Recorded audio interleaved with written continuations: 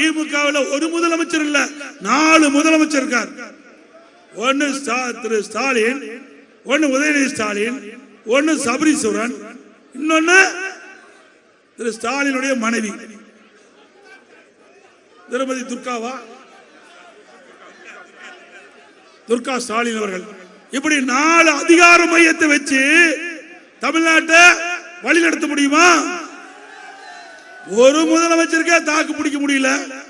இந்த 4 முதலமைச்சர் தமிழ்நாட்டை அலங்கோலப்படுத்தி கொண்டிருக்கின்ற காட்சி தமிழகத்திலே பார்க்கப்படுகிறது. ஆகவே தமிழ்நாட்டை காக்க வேண்டும் என்றால் அனைத்து இந்திய அண்ணா திராவிட முன்னேற்ற கழகம் வெற்றி பெற்று வர வேண்டும். அப்பொழுதுதான் தமிழ்நாட்டை காக்க முடியும். அதோட ஸ்டாலின் போற பக்கமெல்லாம் அண்ணா திமுக ஆட்சியில ஒன்றுமே செய்யல. அண்ணா திமுக ஆட்சி இருண்ட ஆட்சியில் ஒரு குற்றத்தை சுமத்துகிறார். அண்ணா திமுக ஆட்சி வெளிச்சத்தை கொடுத்த ஆட்சி தமிழகத்திற்கு.